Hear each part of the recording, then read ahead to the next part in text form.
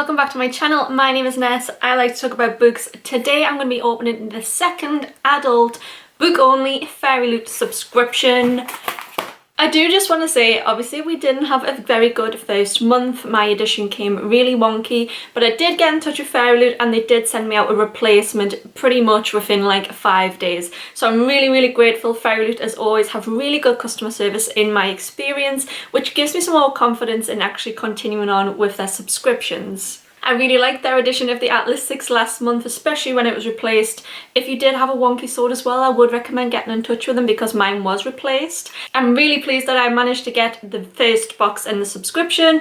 Let's see how the second goes. I must say that the themes mean absolutely nothing to me in the adult one. I don't remember them at all. But I am enjoying adult fantasy a lot more at the moment than young adult fantasy. I think I'm like coming out of young adult now. So I feel like this subscription should make me very excited, and I am excited by it. Oh yes, the themes definitely give it away. Like, you could easily recognize what book this is going to be if you know of the book, and this is a book that I spoke about on my channel before. So the theme is divine power.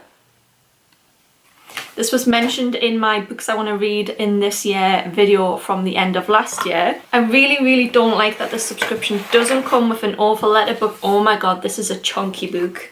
This is a lot bigger than the Atlas 6. Don't know what to expect, but for the price of this subscription I'm expecting a lot. So far all I'm seeing is black, but it does look like we're getting a ribbon bookmark. I don't know how they possibly got this in this bag. Interesting choice. So this is The City of Dusk by Tara Sim, a book that I did want for this year. I didn't realise it was going to be this thick because it is part of a series. I do like the cover change. So the cover change is the normal design, but they've made this bit white.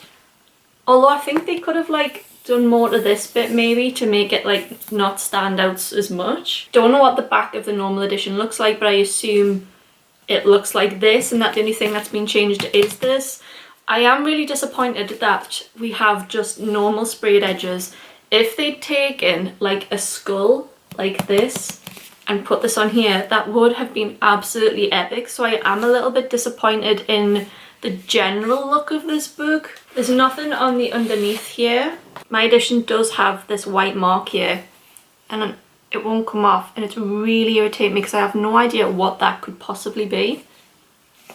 I'm just gonna like get a black felt tip though and colour it in. So this filing design on the front is exclusive. I do like this a lot. It looks a lot better on camera actually than what it does in person. In person it is kind of underwhelming if I'm honest. And there's also exclusive end paper designs that match sort of like the front, which is nice. Uh-oh. We've got a case of sticky pages. It is pen signed by the author, and there is a ribbon bookmark as well. I wish more special editions came with a ribbon bookmark. I just really like that touch. It makes me think of like oldie worldy books. Although I do think that this should have been in gold. So that is it for this edition. Black to white change on the front. We got the sprayed edges.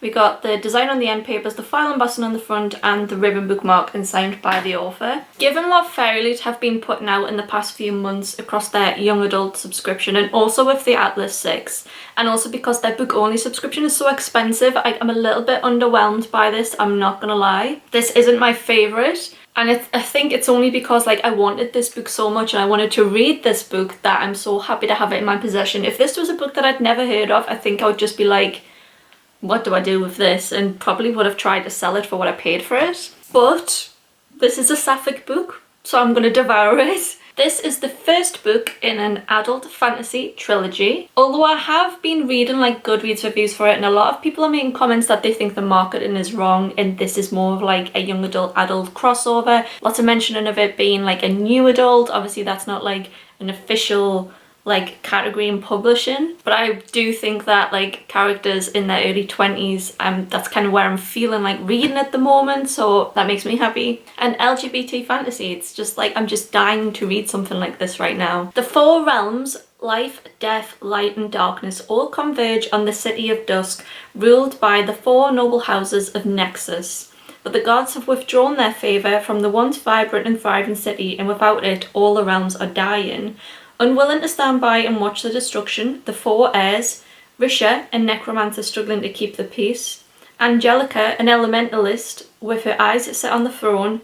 Tasia, a shadow-wielding rogue with rebellion in her heart. And Nick, a soldier who struggles to see the light, will sacrifice everything to save the city, but their defiance will cost them dearly. This sounds so good. Reviews have been mixed though, but this just seems like it's right up my alley. This is almost at 550 pages, so this is a whopper of a book. So as far as this edition goes, I'm underwhelmed, but I'm just really pleased to have this book in my hands because it's one that I have wanted. This does make me a little bit nervous about Fairyloot's adult subscription going forward, but I think like I've read the Atlas 6 and I kind of have the feeling for this. I think I know where they're trying to go with this subscription, and I think it's like targeting people in their 20s, fantasy readers in their 20s. That's just my feel so far of 2 books.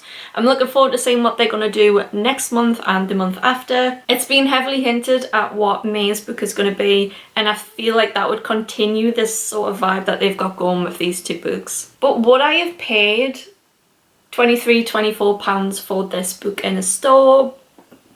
Probably not. But was I excited to get it? Yes. But I'm not quite sure I'm ready to hang up my young adult box subscription for an adult book only subscription. Let me know what you thought of this. Did you get it? Are you on the wait list? What's happening with your subscription?